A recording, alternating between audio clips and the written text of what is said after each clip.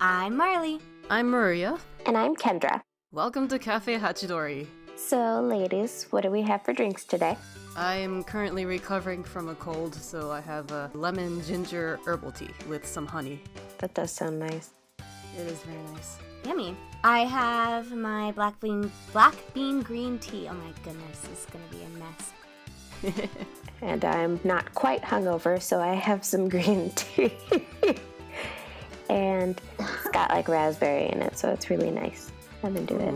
Mm-hmm. Okie dokie. Let's jump right into the character development in Food Wars. Shokugeki no Soma. Yay! I love this anime so much. Right? I feel like you say that about every series that we pick. We picked some good ones. Shall we give a brief synopsis then? The majority of the show takes place following our main character, Soma, as he goes to school for cooking. I did not know how to say that. I was like, takes over the world. He goes to this wonderful academy, and at the academy, basically it's like a cooking academy. They have everything that a chef could want. Kitchens and competitions and life or death situations, fun stuff. So it's basically just normal kitchens things. Which, like, it's just a nice, wonderful little drama comedy that is about cooking and it's about an academy. The fun stuff. With a lot of really good food. So today, we are going to discuss the character development because this series takes so many turns. It does. So we'll start off with the main character. He gets sent to the academy, when his father disappears, because, that's how it always happens. The main character's parents disappear and say, go on an adventure, live your life. So he does. He goes to the entrance ceremony and he says, I'm going to be the very best. And everyone's like, no. But I think that's one of the funniest things about this anime and Soma's character in general is instead of seeing a traditional kind of thing where it's new person in a new school and they're kind of shy and they're having trouble making friends, you see Soma just kind of stroll in here and he's like, I'm awesome. I know that I'm awesome and I'm going to prove it to all. He just has such an insane amount of confidence in his skills that makes it so refreshing. Yeah, and he has the skills to back it up. He does. Which makes it even better. Yeah, and you also get to see these really, really kind pieces of his character too, which I think is something that I didn't really expect, is that he ends up having such a very kind of strong moral sense of what's right and what's wrong, and that's one of those things that really kind of drives him, and he's one of those characters that's a really strong, moral, if not chaotic good. I like chaotic good. That's a really good alignment for him. Yeah, it's a very chaotic good, but a very, very lovable, very wonderful character. He's very easy to kind of fall in love with and very easy to root for. Mm-hmm. As a shonen hero should be. Mm-hmm. Well, most of the time. Most of the time. It's cool because, at least in my opinion, that he had such a big ego in the beginning because he's only ever known the little shopping mall that he has his restaurant at. Yeah.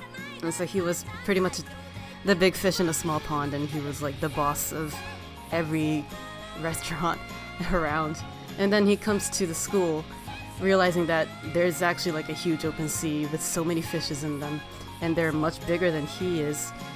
And usually you'd expect characters to lose their confidence or become afraid, but he just keeps on growing more confident instead, and it's kind of I don't know, admirable.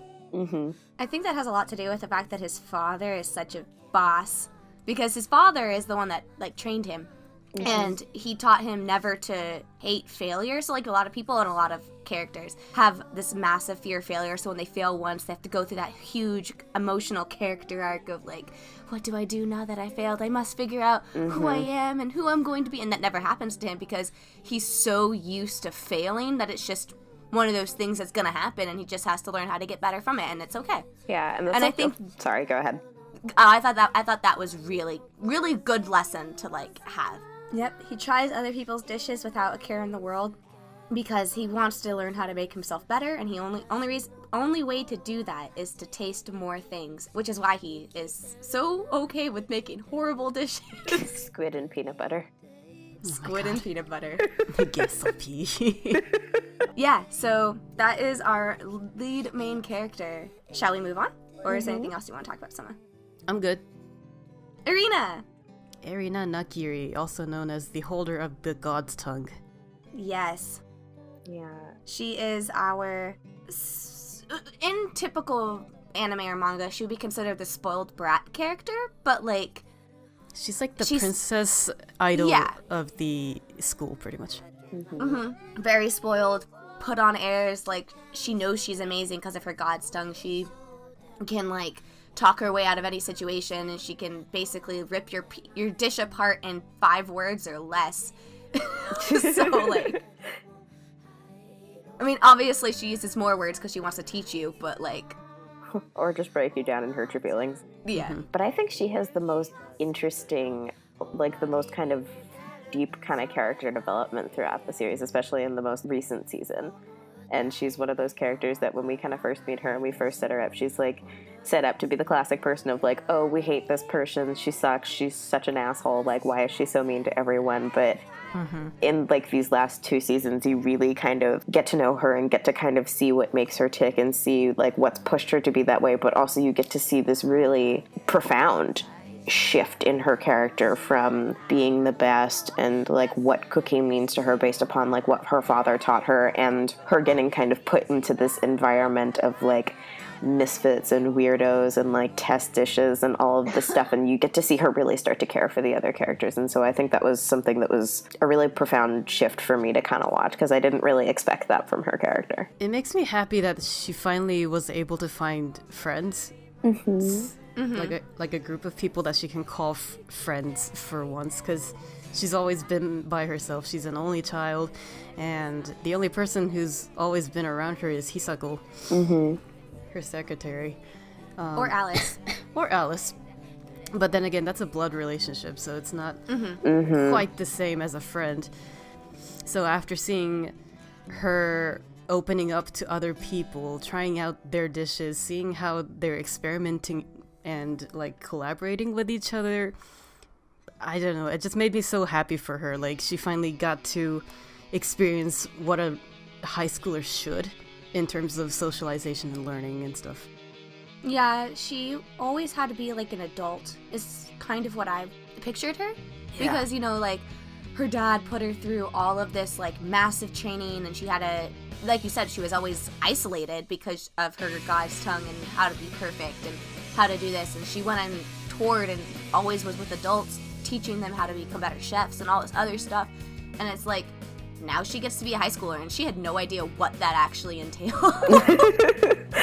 And I think another thing that's really interesting about Erina's character is it brings up this really interesting thing of abuse with her relationship with her father, and how that has an effect of, you know, having that sort of a connection to somebody who's abusive and wanting to be able to please them, and see that kind of dichotomy in how they affect you and how they can kind of, like, control you, and what that sort of a fear does. And also just kind of, like, on the opposite end, you can see, you know, with her gaining those relationships with Soma and the other people at, like, the Polar Star dormitory, of how hard it is to kind of break out of that cycle, and such a beautiful kind of benefit of friendship, and watching her kind of heal through those experiences was something that was really profound for me in seeing that too. I appreciate that there's an abused character within this series in such a, like, vast, because this world, I mean, from the character perspective, it's so intense on cooking and, like, so focused on it. It's like you have all these other characters, and it doesn't seem as if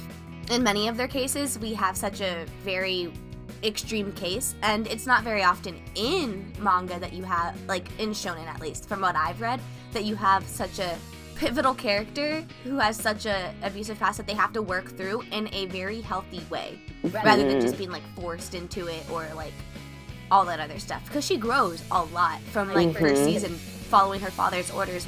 If he had introduced Central in the first season, she would have been by his side, like, out of, like, completely. You know? No But questions now, asked. Now that it's introduced now, and he's taken over, she doesn't because she has her friends and she has a different moral, like she's kind of aligned with Soma's moral compass, but not completely. All right, on to Megumi. Megumi-chan. Who was introduced as the shy character. Shy, klutzy. Country bumpkin. Anxiety-ridden mood. Who's also a god at cooking, but like... But she doesn't believe in herself. No! Which I think she doesn't get much screen time just because Soma is such a beast at everything and he's like the center of attention most of the time, but Tadokoro-san, I think she grew a lot. Although it's not as obvious as Soma or Erina is, I think her bravery has grown immensely within like the past 2 seasons. Oh, definitely. It has.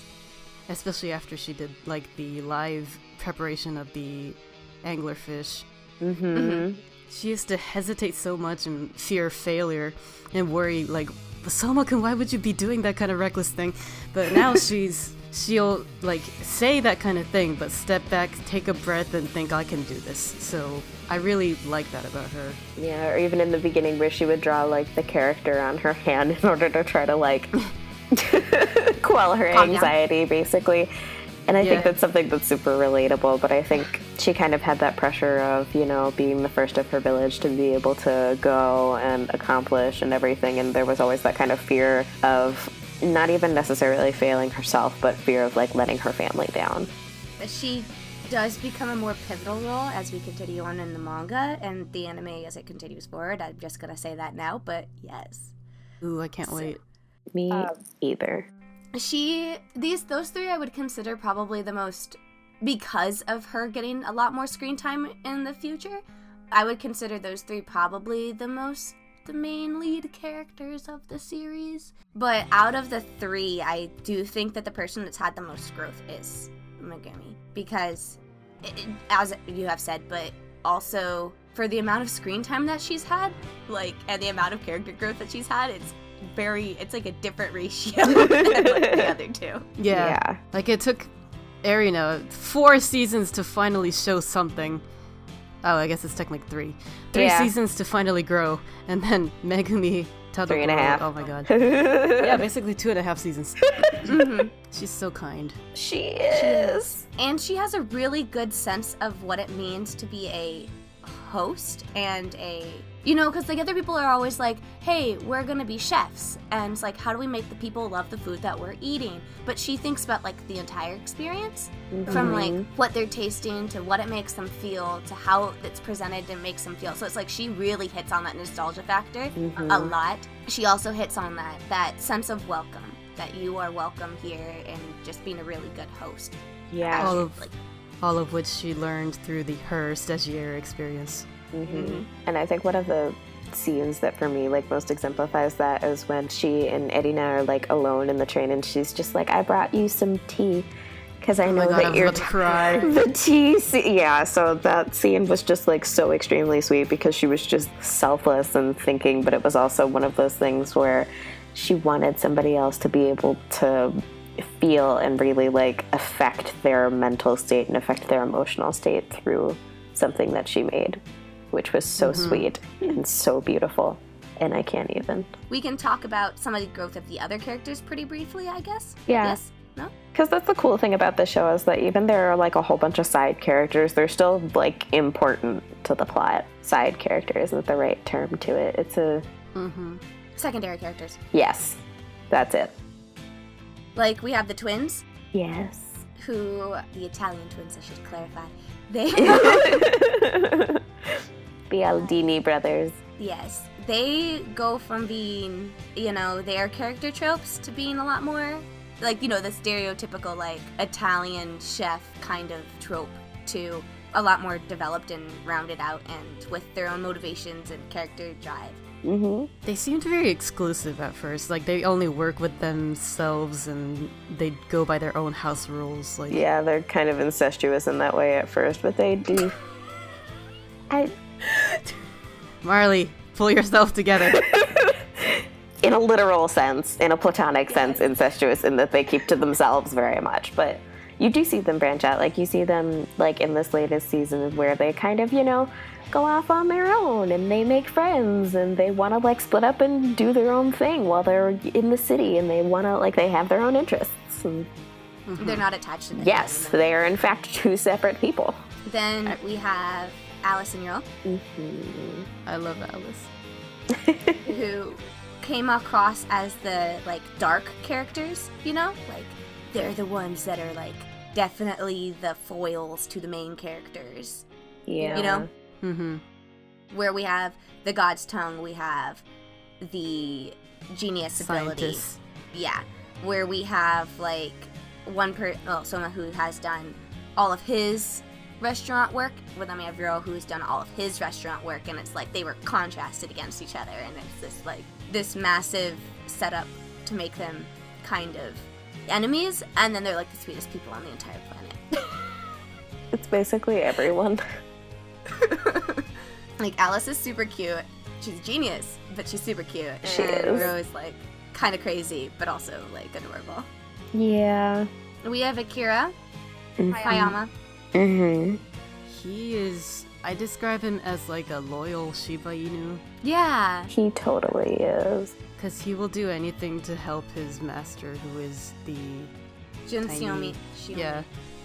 Yeah, so you see that loyalty and that intense love and that fierce protectiveness for her come out in a lot of the decisions that he's made in, like, this recent season. And so I thought it was nice that he was kind of given that character development. Yeah, he was the aloof character who then...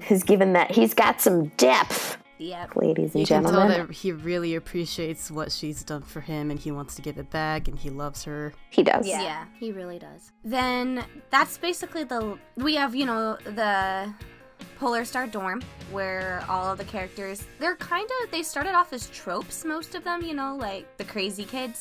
A lot of them were the crazy kids. The island of Yeah. misfit toys intact. But as we continue on, we kind of get more of their backstories. We haven't gotten a lot of them we haven't gotten backstories for, but we've gotten at least development. I'll take that back. We've gotten development, at least some, for most of them. Yeah. Apron Senpai has, like, a lot of development. Oh my god, I love him.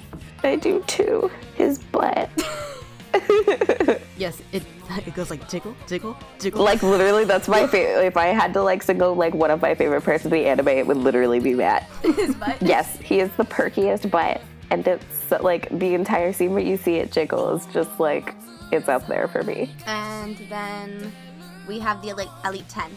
And the Elite 10, I actually think, has gotten more development than Polar Star Dorm in some regards. But I feel like that's important because they are the main enemies. Yeah. The tertiary characters, which I would consider like the adult figures, don't get a lot of character development, even though we do get a lot of their character stories. So, like, okay, we do not get any character story yet, really, from his dad, other than the fact that he went to the school and, like, that disappeared.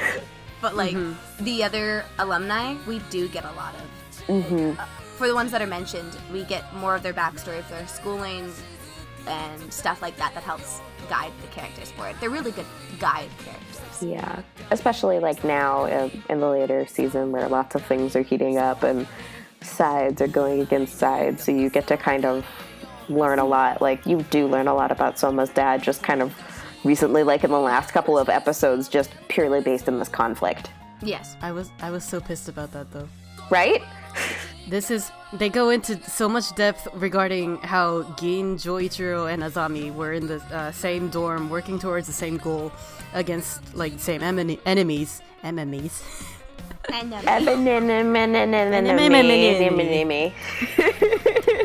they go into so much detail, and they showed, like, how Joichiro slowly started to have, like, a mental breakdown and become depressed and couldn't express himself as freely, and that's what led him to leave the academy and all that tragic background. And then they fast forward to, like, a few more years, and then he's, like, calling the gang, hey, guess what, I have a son now, and they don't even bother touching on his mother, the wife, and I'm like, can you not tell us? Right? No, they still haven't told us in the manga either.